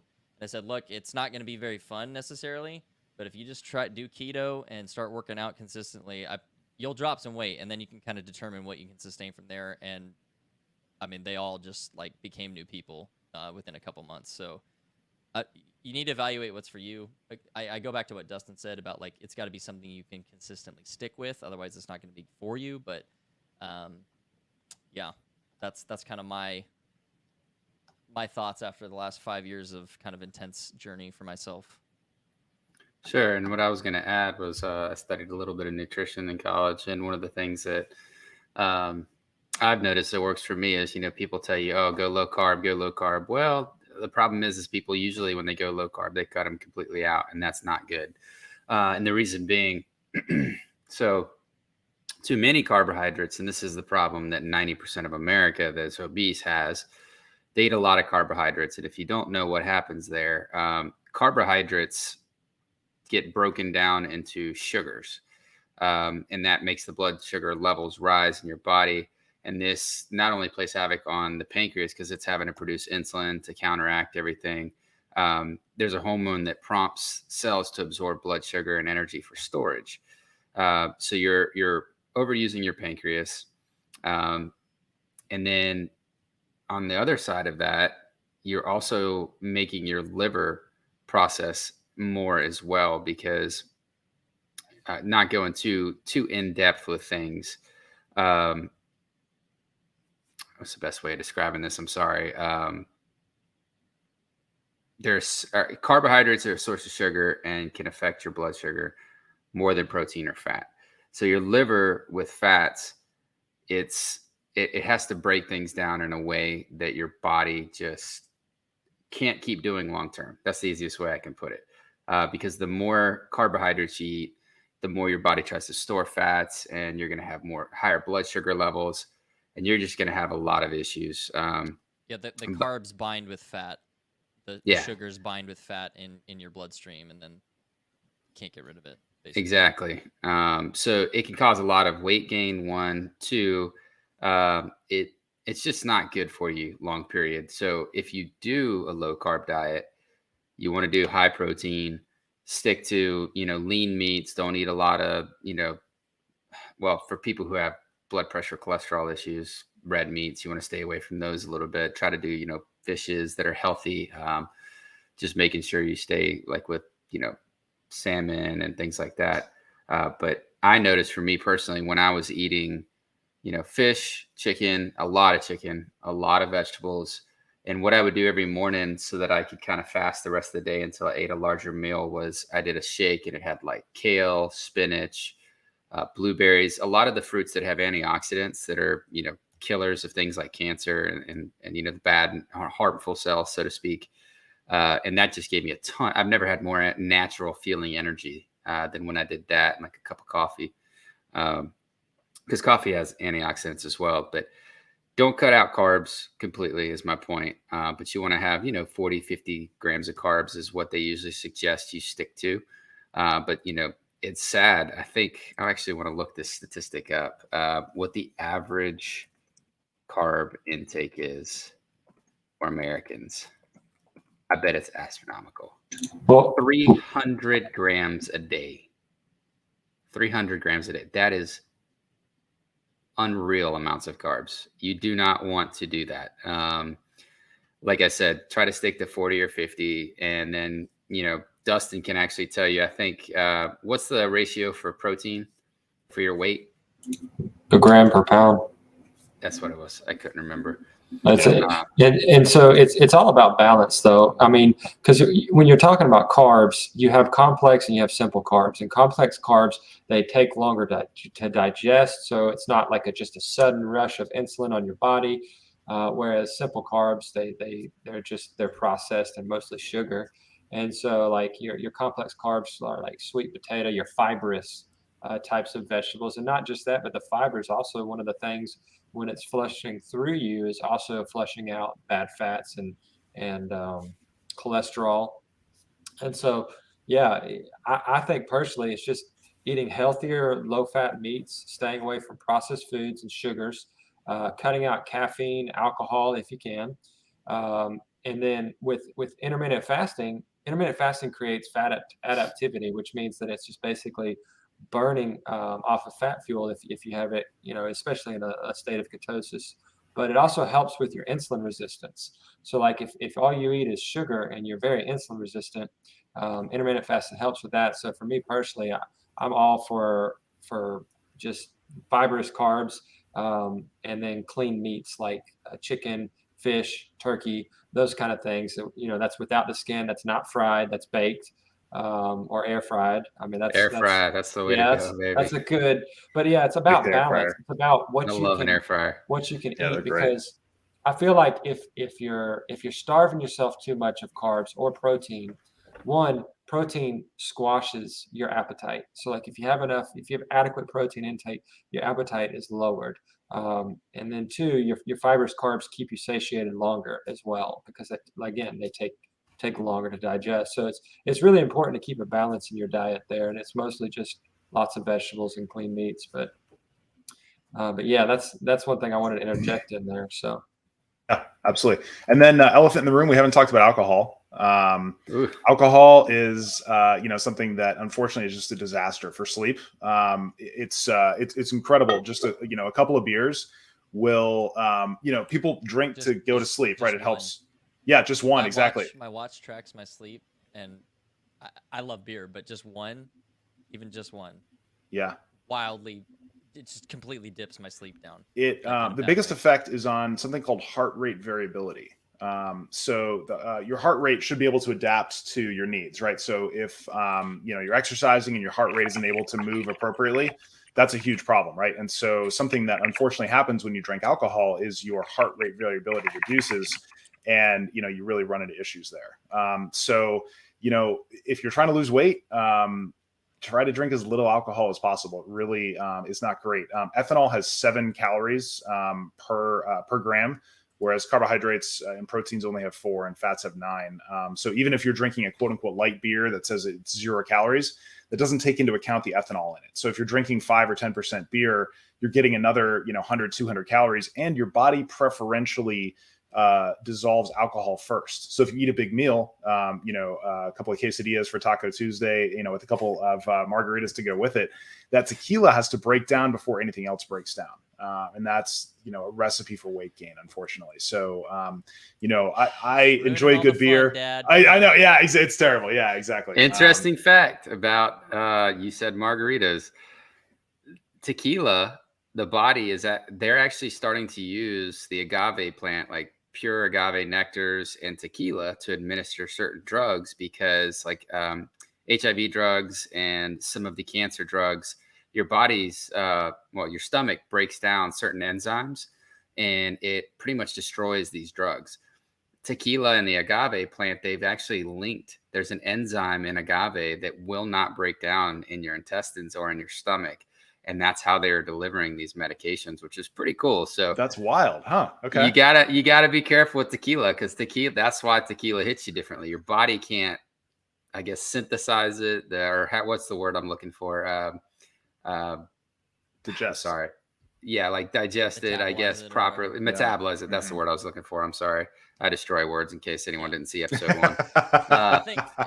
So like your body can't metabolize this enzyme. So it's like, wait, what? And then you're drinking an alcohol that's pretty strong as it is. So it just goes straight to your gut, and then your body's just like, oh, cool. I'm going to send you the bloodstream. Let's see what's up. And then you sleep poorly. So maybe you get 8 hours of sleep, but sleep quality is important too. So you got disordered sleep, and that can jack up your metabolism. It's unfortunately, it's a really problematic cycle. And, just if you are, worried about your health at all, a lot of reasons to, minimize your alcohol intake. So a few months ago, as an experiment, I wore a diabetic glucose monitor. It measures your glucose levels in your interstitial fluid. And it tells you, you can scan it with your phone, or every 5 minutes or so, they'll tell you what your level is.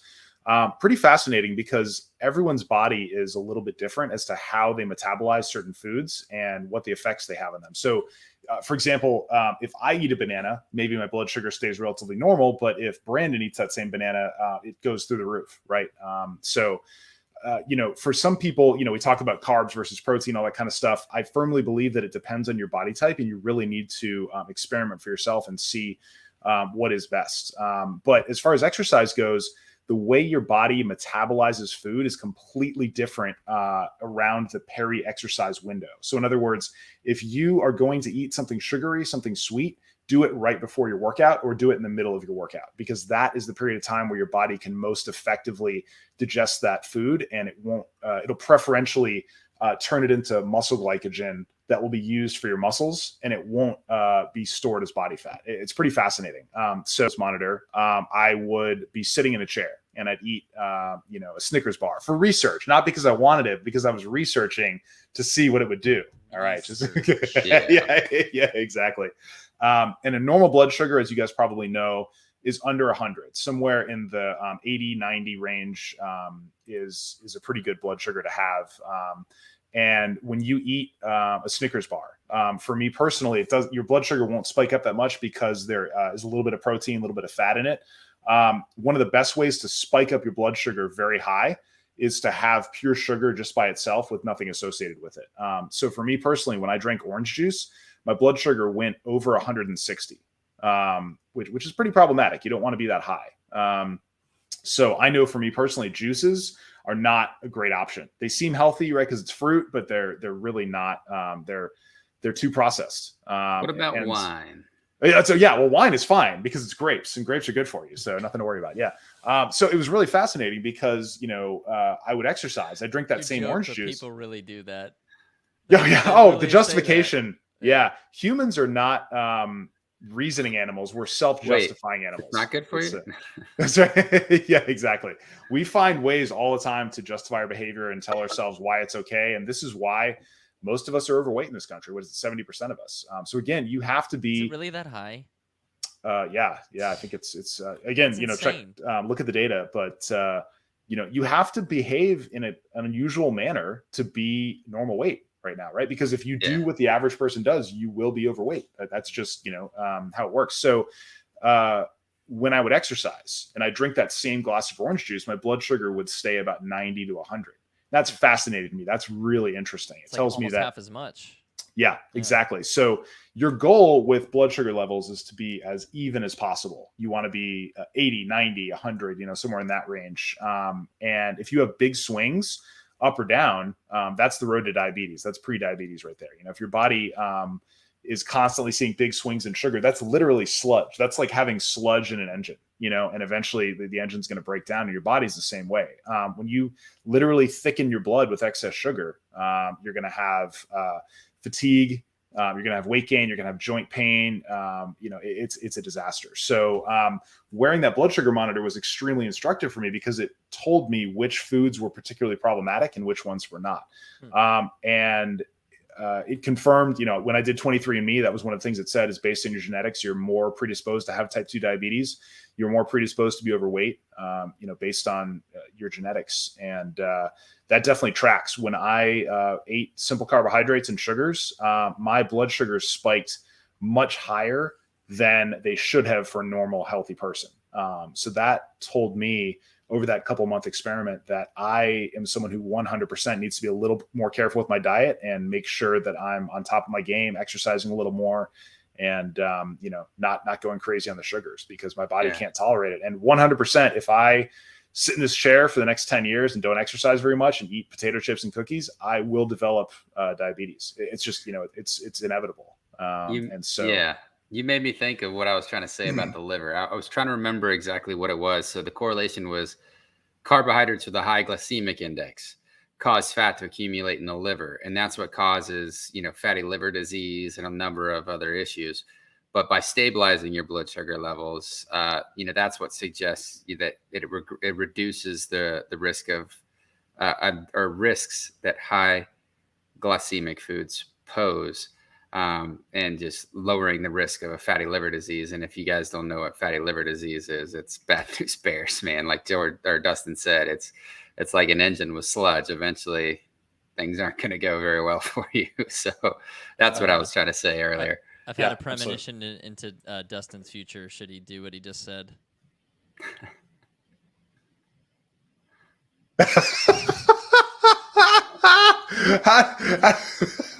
That was in my private photo stash. How'd you find that photo of me? Come on, man. You used the app, right? The aging app. And that's how it turned out. And it's not Chips Ahoy. It's Chips Ahoy. Did you see that? It's from South Park. But one of the, I think one of the greatest things, and I can't emphasize this enough, is that intermittent fasting, one, it teaches you to deal with hunger. When you habitually can feel hungry and still just get past that, like kind of that hurting, that kind of, oh man, I would kill anything that I could eat right now. Like once you can learn to control that satiation, man, that you're so able to keep track of your diet. Like you're not going to impulse eat. You're learning to control your impulsivity. But one of the things that it also does is it closes that window of where you're eating. So like I'm only eating 8 hours out of the day, I'm going to take in naturally less calories. And so one of the concepts a lot of people don't understand is that you have a caloric maintenance level, and that's how many calories you take in a day. And so your caloric maintenance level, let's say for me, is roughly around 2,000. If I go over that consistently every day, I'm going to gain weight. But if I maintain right at 2,000 calories, I'll pretty much stay the same weight. I'm like, if I'm exercising and doing things, I can possibly burn fat and put on lean muscle mass. But historically speaking, I want to be a couple hundred calories under my maintenance level, and then walk 10,000 steps, do my exercise maybe 3 to 4 times a week, and I will see muscle gain. I will see fat loss. I will see improvements in my health, both mentally and physically. And it's the intermittent fasting just helps so much with that. And there's a couple of tips that I want to give you guys. One, calorie-free, caffeine-free green tea or black coffee if you can stomach it. Those things satiate hunger as well. So like if you're in the middle of a fast and you're just feeling like you're just going to break the fast and you're going to eat, drink one of those two things, or chug a bunch of water. Those things that fill you up to try to extend that. But for me personally, it's like 2,000 calories. Just find your maintenance level, and then there's an app. It's called MyFitnessPal, and you can literally scan everything you eat. And when you start tracking your calories and the micronutrients that are contained inside of those foods, you're going to be blown away at how bad some stuff is for you and how calorically dense they are. And so I would always recommend track your calories along with your sleep and everything, because then you're going to start getting the psychology of what foods are good for you and what aren't. And that's going to really help you advance in weight loss and just improved physical, health. So. Yeah, absolutely. The Present Fathers podcast sponsored by MyFitnessPal. Okay. Yeah. So Brandon mentioned one thing: water. If you're drinking water, drink lukewarm water. Lukewarm water allows you to lose weight. Cold water is what allows you to retain fat. A lot of people don't know that. Really? I haven't heard that. There was a recent study, and it is pretty profound. I'm going to find it for you guys. Hold on. Yeah, no, I'd love to see that. That's the opposite. Yeah. I've always, what did I learn? Something like cold water, your body is I always thought the same thing until I read this, and I was like, what? Because I always thought cold, your body has to lower the temp, burn more calories, but no, they said it retains fat. Interesting. I knew to know that externally, though, if you take like cooler showers and stuff, it activates like the brown fat in your chest and your back and stuff. I've been doing that for, I don't know, 8 years now. Like start it kind of warm, take a warm shower to get clean, and then I cool off for like a minute or two front and back with kind of cold. Takes a little getting used to, but there's a lot of research that especially if you shower in the morning, it also makes you alert, wakes up your mental state. But and I mean, if you start the morning taking an ice cold shower, nothing can hurt you, right? That's a brutal way to start. So if your boss yells at you later that day, This was not as bad as that cold shower this morning. You got Everyone iron in after Scandinavia just laughed at you. that. Yeah, cold. These, What's that? These soft Americans. You're That's in right, Florida. exactly. This Your Florida. cheeseburgers and your cookies. It's 70 degrees outside. It's so cold. So yeah, here it is. Drinking warm water helps promote digestion in foods. Cold water, therefore, can store fat. Here, type put the link in the chat, and I'll see if I can share it. Okay. Here's one of them. While you're working on that, I found Justin doing his CrossFit. Oh God.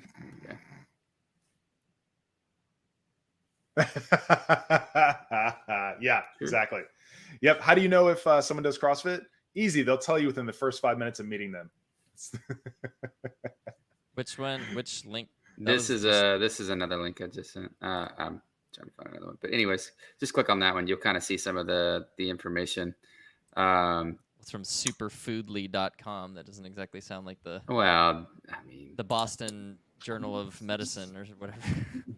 I can find that, but yeah, anyway. Well, to the point, warm water does digest faster, and hydration definitely helps with the process of metabolism and digestion. So, yeah, I drink room temperature water. I don't drink ice cold water, and it is definitely beneficial.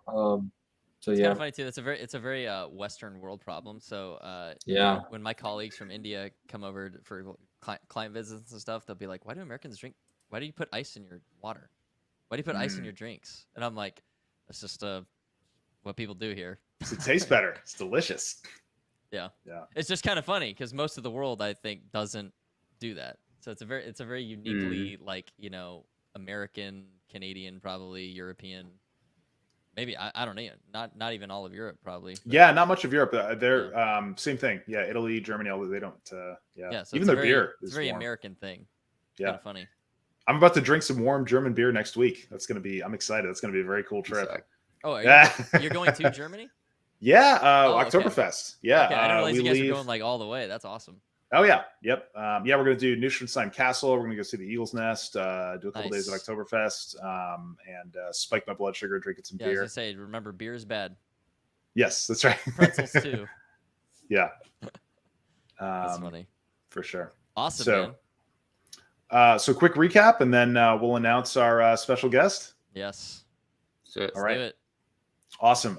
So, number one, the best exercise and the best workout you can do is the one that you will do, right? And that's different for everybody. Find what you love. You'll find something you love. If you try 100 different kinds of exercise, you don't like any of them, I don't believe you. I 100% don't believe you. You'll find something you like. And a little bit is better than nothing. And a little bit every few days is better than a lot, once a week. If you're doing an intense, crazy workout once, even twice a week, and then you're not doing anything the rest of the week, not great. You're much better off doing a little bit every day, doing as much as you can, sneaking it in, sneak it in at work, walk, take the stairs, ride a bike, find a way to get active and do more of that. Exercise is a great, it's how you be a role model to your children. When you go home and crack a beer every night and watch football and are lazy, and then you tell your kids you need to go play soccer and, do that. I mean, I wouldn't believe you if I was your kid. I would say, you're not doing it. Why should I? Yeah. So it's very important to show your children and lead by example, that it's fun and it's great to exercise and be healthy. And George, you mentioned a note about playing with your children, how important it is when you get a chance to discuss with that. But, I use my son as a dead weight. I throw him up in the air, and he's 40 pounds. That's my rate. That's resistance training right there. Right. It's great. Play with your children, run with them. They'll keep you active. They'll keep you young. Discipline is so key. If you don't have discipline in your life, I 100% believe you will not be happy and you will not be effective. Discipline is something I know I personally struggle with. I like to fly by the seat of my pants and just, go do stuff. And, that's not a source of pride or happiness for me. I think when I do plan, when I have that discipline to execute a plan, the satisfaction level is incredible. It doesn't have to be anything big. It can be, I told myself I was going to take a cold shower, 3 or 4 times this week. Yeah, exactly. I saw a cookie that looked absolutely delicious and I said no to it. Those are great, small little personal accomplishments that, allow you to climb that mountain of fatherhood all the way to the top. What's up? I'm up here. Just to encourage people on that one. So I honestly don't like. I've gotten to a point because I just for so long haven't really like bought sweets or any of that kind of stuff. I don't craving it. like when I go to the store. I don't even like feel a need to buy it, or you know what I mean. And that I know to a lot of people that probably sounds insane. Like the only things I buy now are like for my kid because she's a kid and wants sugar, you know, and like even then it's like sparingly. But I legitimately have zero issue going to the store and like not buying sugary things because I just it's become a habit, and I know that long term, you know, the benefits outweigh the little bit of loss I have of not having this thing in those moments. And so that like see the big picture, and you can do it. It is worth sticking with it. You know, it's just a food item. It's going to be okay. There's a lot of other foods you can have. I think investing is a lot like your fitness. It's all about long-term thinking. And most of us, for better or worse, our brains are not designed to think long-term. We're meant to think about that next meal, that next, woman we're going to find, or, whatever is, on her. And so having these, long-term goals, 10, 20, 30 years is not how most of us think.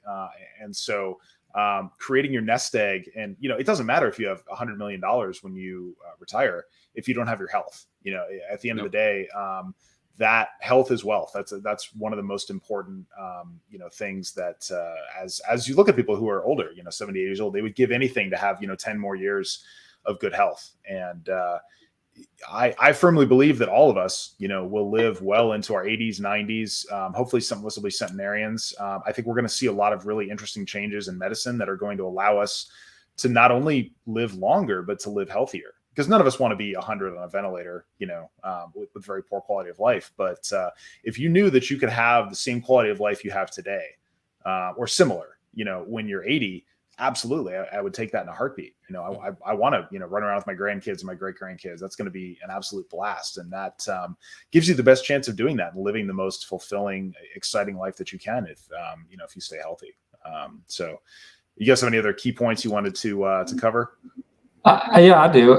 So again, going back to James Clear's Atomic Habits, one of the things that I did was I made the hard things hard to access. So let me explain that. So like, say, for example, cookies, bad things that I know I'm just going to falter on as far as wanting to eat. I'll make them harder to access than pre-made meals that are healthy for me. And that's one of the things he discusses in the book is make it hard to access the things that are not good for you and make it easy to access the things that are. And so that's one tip I would give dads. But the reason why I think fitness and good sleep and just good self-care is such a vital thing to have good discipline on is it allows you to keep up with your children and stay on this earth as long as you possibly can, to mentor, to love, to support them, to protect them, all those things. But also it's so good for yourself too. Like you were saying, you want a good quality of life, and that not just at 80, but now, like there's a lot of people that are living now that don't have good qualities of life because they just don't have the discipline to suffer a little bit, to delay that instant gratification. And that's why I think fasting is one of the greatest things, one of the greatest tools to practice that is you're delaying self-gratification. So if you can control that impulse, you're golden. And so for me, yeah, that's the big thing. But again, if you're overweight or if you're just in a bad spot and you want to use all these tips, just remember, see your doctor, your primary care doctor, get checked out, make sure things that we recommend are safe for you, because the last thing we want is people to be hurt. We want you guys to grow and to flourish physically and mentally. But yeah, so that's, for me, that's why I think it's so important to those three pillars fall under a really hard, good discipline.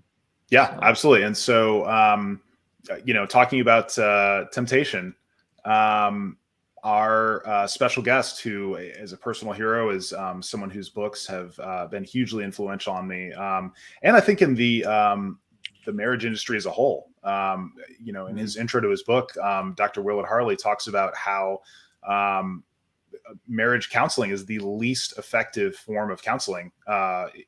It just doesn't work. By the time people decide I need counseling, it's usually too late. There's something broken there already and it just doesn't work. And so his whole goal was to find what was missing in that field and how to get it back. My personal hero now, Brandon, shot him a message and said, hey, Dr. Harley, we really respect your work. We'd love to speak with you. And his wife, Joyce, who's absolutely lovely, said, let's talk to you and see. And so Dr. Willard Harley, the best-selling author of His Needs, Her Needs, has agreed to come and speak on the Present Fathers podcast. And I cannot tell you how excited I am to speak with him. It's going to be an incredible opportunity, and I can't wait to pick his brain. He's absolutely brilliant. He turned the entire field of marriage therapy on its head, and I would argue probably single-handedly, led to greater success in a lot of marriages, and he's saved marriages that were beyond saving. I really want to, it's not just for people who have terrible marriages. I think, it's also all of us can improve and have better marriages. And as fathers, I think the most important thing you can do for your children is to stay married and to stay with your wife, to have that stability, for your children. Everything is, is comes from that. And so I'm so excited to talk to Dr. Harley and pick his brain and get to know him. Yeah, that's happening October 5th, 6 p.m. Central, guys. To add something that I didn't get to say yet, sugar is your worst enemy. Sugar causes cancer. Remember that. And something that I heard a nutritionist say that stuck with me for a very long time, salt can be sweated out. Salt's not great for you, but it can be sweated out. Sugar can't. It gets stored and it stays with you forever unless you burn it out. And even then, your cells still store some of it. So stay the heck away from sugar. That's my best advice. The other piece was when I was trying to lose weight, someone told me stay away from pastas, stay away from Cokes or colas, and drink nothing but water or milk. And if you do drink milk, make sure it's in a protein shake. And I like that. And try to stick with protein or, lean meats. That's my advice. Also, side note, Aaron Judge just hit his 60th home run for the season. He just tied Babe Ruth. What? And he's coming for Roger Maris. That's crazy. Wow. So he's getting it, man. That dude's, here's a fun, interesting fact before I stop. He is 6'6" and 283 pounds, and he does not look fat at all. I wonder why that is. Powerful man. Wow. That's a big boy. So he accidentally hit a home run the other day. You got to look it up. I think it was his 57th home run.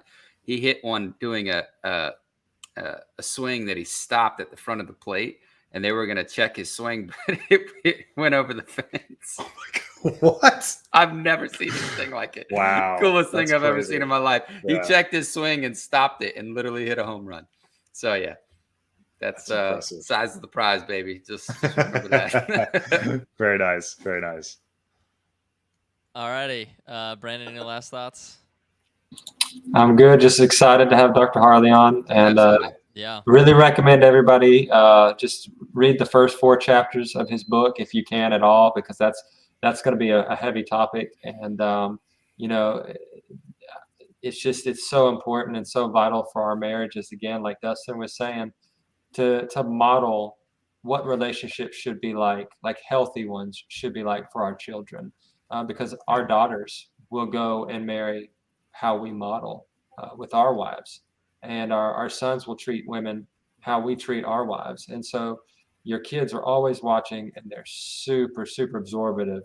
And so you just got to be careful and intentional with your actions and how you treat other people, and most especially your wife. And not only that, but Christ commands us to love our wives. So that's my final. Yeah. So real quick, I'm going to give myself some homework here. I'm going to make some notes on those first 4 chapters. So for those dads out there who don't have a chance to read the book before Dr. Harley comes and speaks with us, I'll give you some cliff notes and give you a chance to get into the meat of it, so you understand what he's talking about when he comes and speaks. Yeah. Awesome. All right, well, we're going to close out. Dustin, thanks for leading this episode on health and fitness. If you have questions or comments, hit us up in the comment section, or find us on Discord, Twitter, anywhere that is Present Fathers.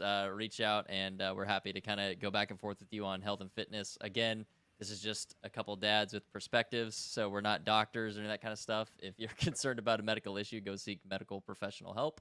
And then to recap, Dr. Harley, the very world famous, I think his book has sold over 3 million copies. Will be coming on to the Present Fathers podcast on October 5th at 6 p.m. Central. That's 7 Eastern and 4 Pacific for those of you all over the place. We are super excited for that, and please let your friends know, share it, and that's going to be an amazing episode, and just really important topic that we think is worth your time. So thank you for watching. Thanks for tuning in. We are going to roll our new outro video, and we will see you on the 5th. We will not be here next week, as many of us will be out of town and have a lot going on. So take care, everyone. God bless, and have a great couple weeks. Thanks for watching this episode of the Present Fathers Podcast. Please be sure to like this video, subscribe to our channel, and turn on notifications so you can know when we go live next. Also be sure to check us out on Facebook, Twitter, and our Discord channel. It's our desire to grow this fathership together and support dads out there. If you think this channel would be beneficial to someone you know, please share it with them. We look forward to seeing you in the next episode.